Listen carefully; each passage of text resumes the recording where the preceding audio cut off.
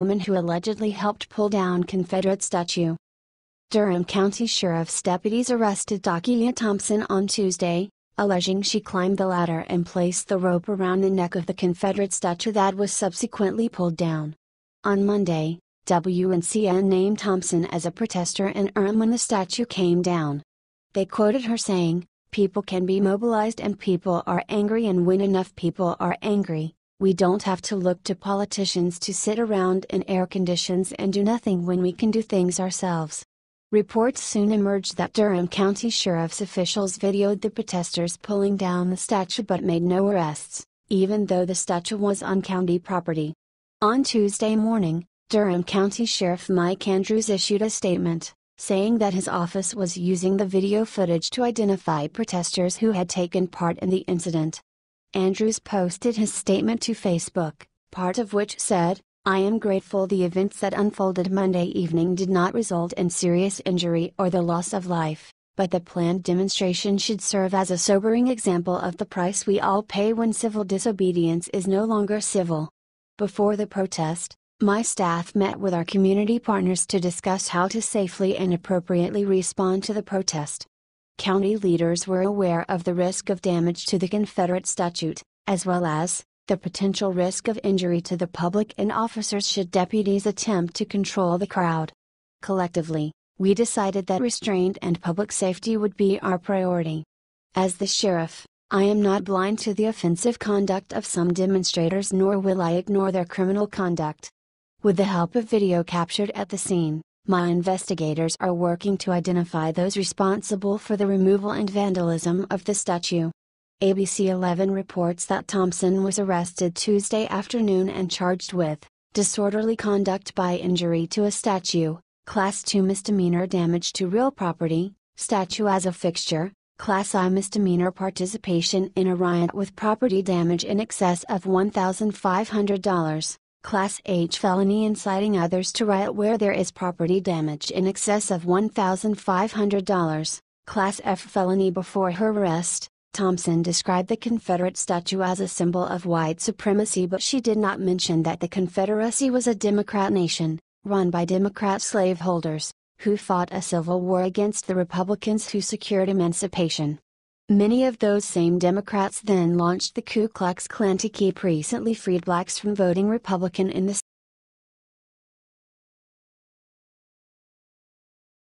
Condoleezza Rice has an important message for the liberals. Former Secretary of State Condoleezza Rice is one of the most admirable people in America. She is a well-educated and accomplished woman.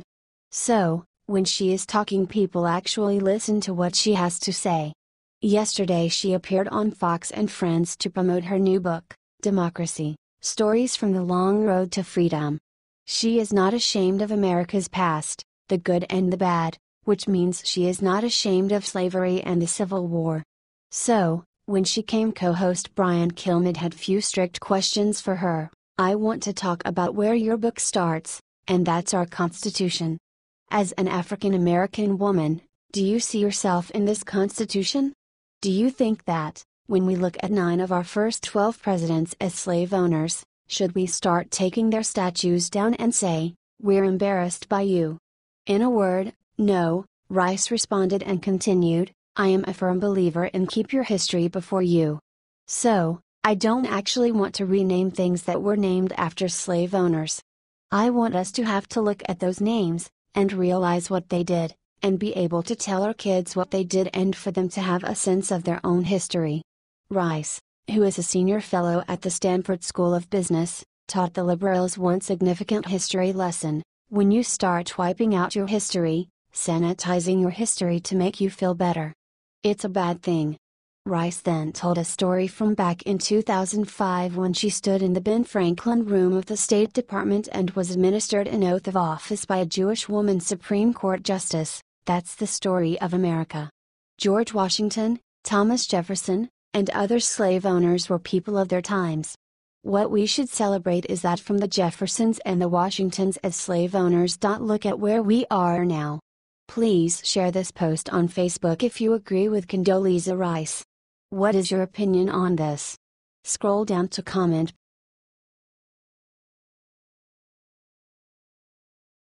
Breaking: McCain busted. Multiple Hill staffers confirm last night McCain was heard laughing WDMs and remarked, "Let's see Donald make America great again now." Prior to John McCain's vote against the repealing of Obamacare, Bernie Sanders signaled to Senator Jeanne Shaheen, "Watch this. We would be happy to hear your thoughts and predictions."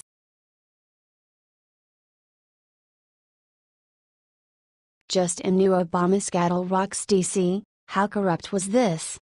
Judge Andrew Napolitano just joined Fox News to discuss allegations Senator Rand Paul and one other senator were under the watchful surveillance by the Obama administration. He was very close with the Supreme Court Justice Scalia. He then announced huge news that nobody saw coming. Judge Andrew Napolitano stated that the late Supreme Court Justice Antonin Scalia confided in him that he was under the impression that Barack Obama had put the highest and most important court in the land under the eye of the NSA. Justice Scalia told Napolitano that he frequently thought the court was being watched. And he stated to him that around 4 or 5 years ago. Napolitano said, if they had to unmask Senator Paul's name to reveal a conversation he was having with a foreign agent and the foreign agent was hostile to the United States, they can do that. That's not what he's talking about. They're talking about unmasking him when he's having a conversation with his campaign manager when he's running in the Republican primary. He went on to say that Obama should be subpoenaed to testify, even though he would lie about it if he saw the unmasked intelligence. The Obama administration watching the Supreme Court means they had no qualms about watching everyone that didn't support every moronic step they made. Constantly selling this nation down the river to our enemies, and Obama found it appropriate to watch everyone else because he was untrusting. He was untrusting because he was untrustworthy. It's now wondered that if Scalia was killed to keep things quiet. The autopsy won't be done now, and the late justice deserves to rest in peace. Napolitano making that announcement is just another piece of damning evidence against Obama and his minions. Good job, Obama. Way to violate the Constitution every way.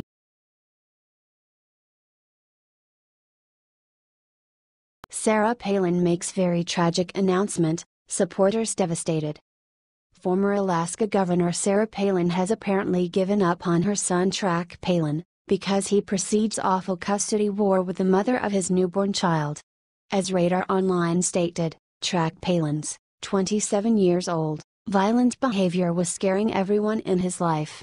He's hot-headed, he's out of control, and he has anger issues, said Matthew Loave, embarrassed father of Track's baby mother Jordan. Matthew added, he's thrown stuff at Jordan, thrown rocks at Jordan. He's even thrown stuff at her when she was holding their baby. Jordan, a mother of his child, reported him to police a year ago, after he slammed her in the face, in Wasilla at his parents' home. He even supposedly warned that he will shoot himself with a rifle. Jordan's father Matthew also said that things after that became a lot worse with Track. He even threatened his family after they tried to calm him down. As Matthew said, Track hates his father Todd.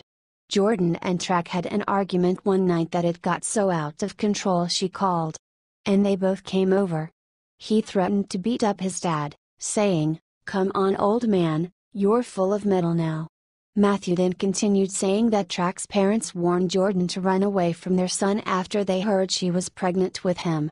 Matthew revealed, before Jordan got pregnant, Todd told her, "I'd run if I were you." He also said that family Palins gave up from their son Track Palin. From what Jordan has told me, Todd and Sarah, they don't help him with ST, he said. He threatened to beat his dad up. Do you think they'd help him? Please pray for Sarah Palin as she deals with these difficult family issues.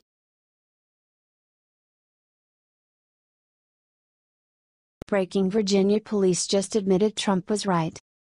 President Trump was slammed by liberals after denouncing the display of hatred, bigotry, and violence on many sides in the aftermath of the Charlottesville, Virginia Unite the Right rally. The mainstream media was in an uproar over President Trump's statement, claiming that he was creating a false equivalence between right-wing extremists and those counter-protesting. However, Trump's statement is consistent with local police reports. We were hoping that it would not elevate to this level of the violence that we witnessed amongst the participants in the crowds, on all sides. They were throwing bottles, they were throwing soda cans with cement in them, said a Virginia police spokesperson, according to the Independent Journal Review.